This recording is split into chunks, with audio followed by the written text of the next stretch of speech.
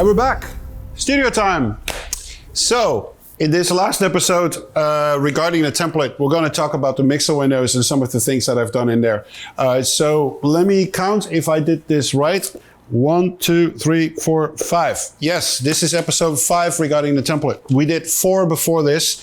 One is, excuse me, one is all about the utility tracks and how I use them. The second one is all about the writing tracks, to the tools for writing tracks that I use, plus the project-specific instruments and audio tracks. And we went over all the drum instruments from orchestral to my personal drum library, metal library, and then another episode that went more into the sound design aspects and all the instruments that are there, and then another episode that went into all the orchestral libraries that I'm using and how I'm using it. So that's the previous episode. Now we're just going to talk about the mixer window and all the features that I have in here. So I have a configuration open at this point, which is configuration 2.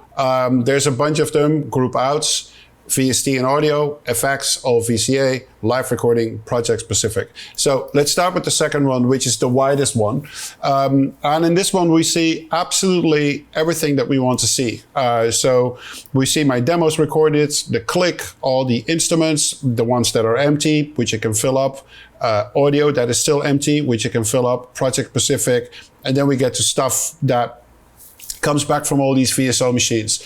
As you can see, I have iconized everything with like a picture. The pictures come standard with Cubase. So it's a little easier to navigate through this whole template, because if I scroll all the way to the right, you see the number here, 1949 returns. So it's a lot. So if you want to scroll through this and you do this really quickly, as I'm doing right now, you still see all the icons and you know roughly what you're looking at. Drums, for instance. A bird is actually vocals. Here we have horns, we have trumpets, we have contrabass, bassoon, more trumpets, trombones. Then we have world drums. That's what the tabla stands for. We have bass drums, surdos, world music percussion, blah, blah, blah, blah, blah. So it goes on and on and on and on and on. Now, all these instruments do not go straight to the master output. They go to subgroups. And why would I use subgroups? Now, it comes from the really old school days of mixing, when I was still mixing on an analog desk, and having all your channels going straight to the master was actually a little bit inconvenient for mixing purposes and also organization purposes. So what you would usually do, I'm talking about a standard band recording, so you would have drums, bass, 2 guitars, some synthesizers, and vocal and backup vocals. So what you would normally do is you would take all the drums, put it into like a subgroup, and on these old school mixing faders, usually you had all your inputs, then the middle section was the master section that had also the subgroups, and then on the right you had another mix section with individual tracks. So if I were to look at my subgroups for the band recording, I would have drums, I would have bass, I would have the guitars, lead vocal, synthesizers, backgrounds. So 6 or 7, 8 subgroup faders, and with that you could fine-tune the balance between all the individual band members. You don't want to take like 10 drum faders and just move them up and down like that. You want to do that with a group track where it's assigned to. The other trick to do it is VCA fader, but we'll get to that in a little bit. So let's talk about these group tracks. So I'm now just going to go to my group out configuration presets that I made here. So now we're not seeing the individual VST instruments anymore. Now we're seeing all the subgroups. So if we start at the beginning, we have orchestral low drums, low hits, low perk, world music 1, world music 2, more world music, all the metals, a different metal subtrack, all timpani, all the different drums, all electronic stuff. Then we get to different synth basses, again, all with icons and pictures, so it's a little clearer for me where everything is. So let's just skip more. So we have here all bass drums, all toms, all Tomb Raider drums, bass guitars, sound design, more sound design. Then we get to the orchestral side of things, all strings long, all strings shorts, brass, woodwinds, orchestral tutti, all piano, all choir. This is all modular stuff, all sub basses, and then I have a bunch of additional tracks here if I were to need them. Here is one that I do use, which is all the quad drums go in there, like the ensemble drums that I sampled myself. So this is going back to the old school days where you have your sub faders. So when you're done writing a cue, you can do like some minor tweaks in the group tracks area where you can change the balance a little bit between everything that you've programmed. So when you have a really big production going on, it's actually really interesting to have these subgroups properly working, and you can make these final little tweaks.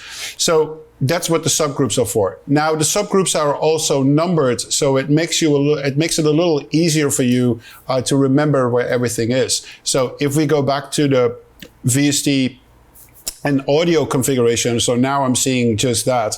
Oh, and I see a let's say trumpets here. So I'm just gonna highlight these three trumpets. Obviously, this is a brass instrument, so it needs to go to a brass output. So if I click on select output routing up there, you see that I've got all my subgroups numbered, most of them at least. And I'm not sure why orchestral low sub drums is not subgroup out number 1. So that I keep finding mistakes in this template. I thought I did it perfect, but I still can't find mistakes. But in this case, subgroup 33 is where the brass is at. So it's very simple now to look at all the other tracks, and every time when we see 33 up here, we know this is a brass instrument. So I'm not looking at the icons anymore. I'm just looking up there, and it's like, oh, here, 32. What would 32 be? Ah, string short. So from now on, if I see group 32, I know it's short strings. So let's go to a completely different group here. Ah, we see 10. What would 10 be? Number 10. That would be all surdos. So everything that is a surdo goes to outgroup 10, output 10. So it's a easier way to remember like certain things. So that's basically what the group track is. So what are the other tracks that we're seeing on the left and on the right on both these windows? Well, let me explain this to you. So the way that Cubase you can set this up, there's always a couple of tracks that you can see, and you could also say move them to the left or move them to the right. So as you can see, a couple of tracks stay where they are, which is the right side, my master recording, master stereo, and click record in. They always stay there. And there's a section over here that says all my demo mixes, the dialogue from the movie, the sound effects from the movie, and the input from my mixer where all the synths are connected to. That always stays on the left. My master input, stereo input, and my click input is always to the right, and in the middle everything just moves constantly. So I show this to you one more time. You see that these things stay on the left and stay on the right. Now the way that you can set that up is very simple. If you look over here on the top left, you see that all mix, dialogue, and sound effects has a click to the left, which means that they always show up on the left. But if I do this, you'll see that they're now all moving to the right, if correct. And it doesn't do it because, I need to go even more to the right, like right there. Oh, here we go. Sorry, I'm new to Cubase 9.5 and Cubase 10, but I'm catching on. So now we see that on the right, these channels will stay there forever, and the tracks are going to move like in between. So let's go back to where we had it on the left. There we go. And then you could also make this window shorter. You could even decide to close it with this button right here. So you have more real estate on what you're seeing and what you're not seeing. Whatever you want to do, Cubase gives you the option to do as much. Now you can save these configurations. You can update it if you made changes to it. So let's go to another one, the VCAs. So now I'm at the VCA folder. So here you see all the VCAs that I have in my template that are connected to some parts or some group of tracks in the template. So for instance, we have here a VCA fader that's called the Big Hit Program. programmer, which means that all the tracks that were labeled in the folder as the big hit maker, which I showed in a different episode, there's a VCA attached to all of them. So once you have programmed a hit, you can just pull the VCA down and then that whole hit becomes quieter or becomes louder. And the same goes for strings. So here we have Berlin strings long, east-west strings, Berlin strings short. We have cinematic strings. We have Cinebrass 1, Cinebrass 2. So if you've done programming a full string arrangement, but you feel it's a little too quiet compared to the brass, you just yank this VCA fader a little up and you yank the other one a little down, and now brass and strings is perfectly in balance with one another. So if you made like small programming mistakes, you can fix it with the VCAs, or you fix it with the group tracks. Now, the group tracks is a little less specific, because if we were to go to the group track that is, for instance, strings long, it would just all the strings long be together that you can move up and down. But maybe there's an indifference between two different libraries. Let's, for instance, say that the Berlin long strings are too quiet compared to the cinematic strings long strings. So now I can pull the cinematic long strings down. I can yank the VCA of the Berlin strings long up. So now I have the libraries in balance with one another. And now I could still decide whether I want to pull the group track a little up or down. Again, all for organization purposes, but for me, it really works. Maybe you find this handy, maybe not at all. So to remind yourself a little bit where all these VCAs are, I gave them colors. I also gave them icons so they're easier to look at. So like, oh, this is a string VCA fader. Oh, that's a drum VCA fader. Again, if this is helpful to you at all, I find it very helpful. The other configuration window that I have is all effects. And at this point, we're just looking at all my effects returns that are used by everybody in the template. So the project-specific instruments and the audio tracks that I talked about in episode 2 of the template, there you can insert all kinds of effects that you want on top of the audio, like an extra reverb or an extra delay, whatever. But if you start using the auxiliary sense, that's when you're dealing with these effect channels that I've pre-set up. And there's a lot here that is really great. So let me just go through it left by right. The first section is all about delays. I have a delay for the front, I have a delay for the back. And that's how I create surround information based on stereo tracks, like a stereo synthesizer or an audio track. You can really make it wide with delays. Now, the delay of choice is the FabFilter Timeless. It's a fantastic delay. There's different settings here for as well left and right, as well as front and back. So you see that the delay time for the front delay is set to 0.75% of what the tempo is. They're linked to the tempo. This one is set to 1. This one is set to 1 half note. This is actually a half note divided by 0.75. This is a proper half note. Then the delay in the back starts with the proper half note and then goes with the 1.5 half note, so a dotted half note. So it ping-pongs around like really, really nicely. That's the long delay, but I also have a short delay that I can use for the same purposes. So now we're having a shorter division here. We're talking quarter notes. So 75% of a quarter note, we're talking here 1.5. So this is a dotted quarter note, and this is also a 75% quarter note, and this is an actual quarter note. So also here, it's really is ping-ponging around like quite nicely. The next one over is a very simple plugin. It's a Waves plugin. It's an MXR doubler. It sounds really good. I really like the sound of it, and I use that to send information to the back and then back. So there's a couple that are set to the back and a couple are set to the front. Then we get to the reverbs. Same deal there. I'm using 2 Valhallas. And let's see, did I change anything on the settings? Yeah, there's a slight difference in settings. So the The front reverb is 12.49. The back reverb is 1475, but it has a bigger pre-delay, and the filtering is a little different on the reverb. Valhalla reverb, really good sounding reverb. So there's a couple of Valhallas here, and then we get to the Lexicon 224, which is a UAD plugin. Fantastic plugin. It's a good emulation of the Lexicon 224.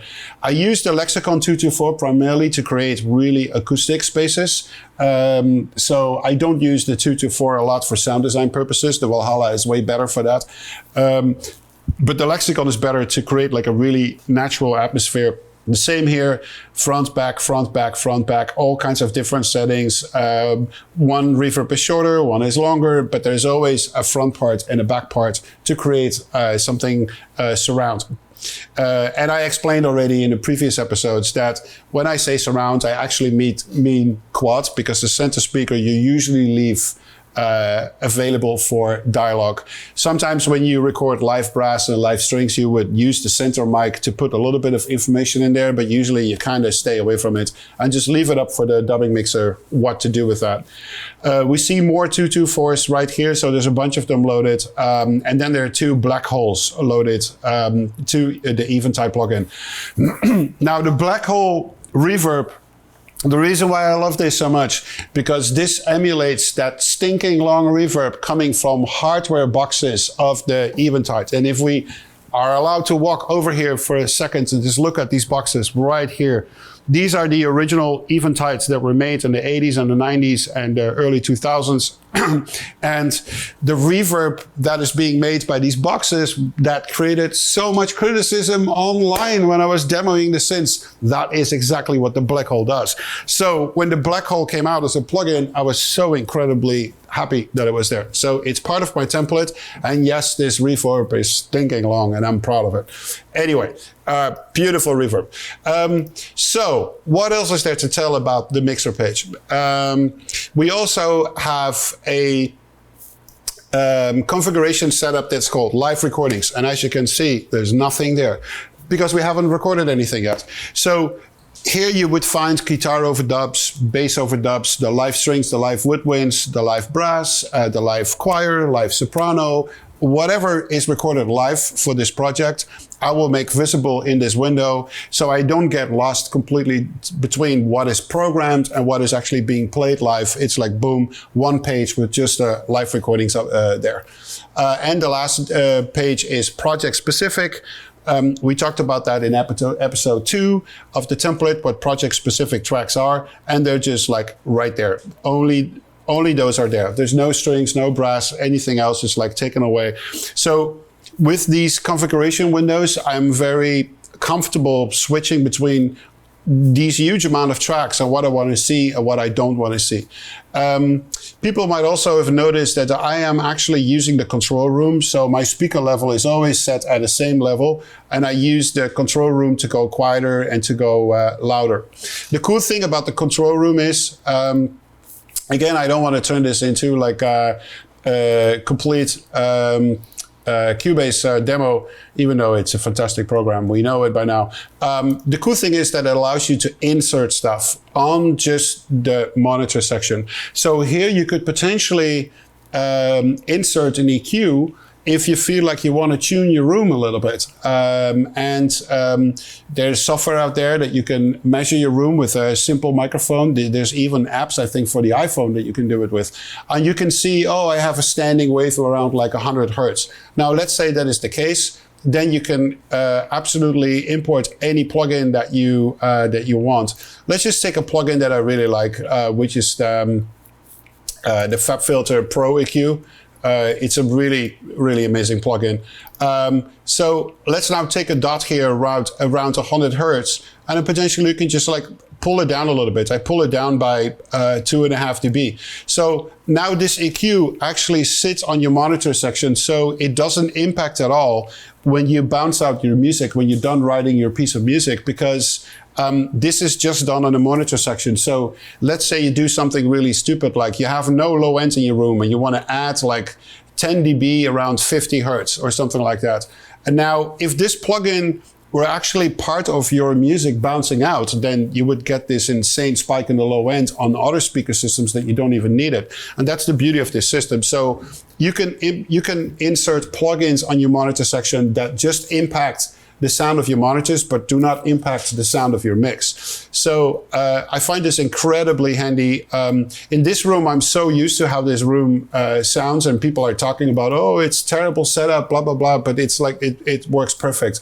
A composer room is always like the worst room to make it audio technically 100% treatable. So it's the hardest room because of the screens and all the gear, and you need like couches and people to sit to listen to stuff and do presentations, whatnot. So it's the least amount of room to put speakers up and to listen to them. But I got so used to mixing in these environments, and I got really, really good results out of these. But there's some of the other rooms that I work where those are smaller, and sometimes it's a little boomy, and then this is a great way to take some of those frequencies out. Let's see, what else is there to say? Let's go back to the group track outputs. I think I more or less covered everything. If there's any questions that you guys have regarding my template at any of these episodes, please leave the comments below, as you guys are used to. I read these comments, I note them down, and we'll do proper Ask Me Anything videos, that questions that you might have regarding the template. Yes, I know I have a very large template, and I also run a very powerful computer to make this work. But even on a budget, on a small money budget, there's ways to build a template that is very effective for you. And if you have questions how I can help you with that, please leave them below and we'll cover that and Ask Me Anything. We finally got to the end of the template, and I'll see you soon. I hope you like this. Bye.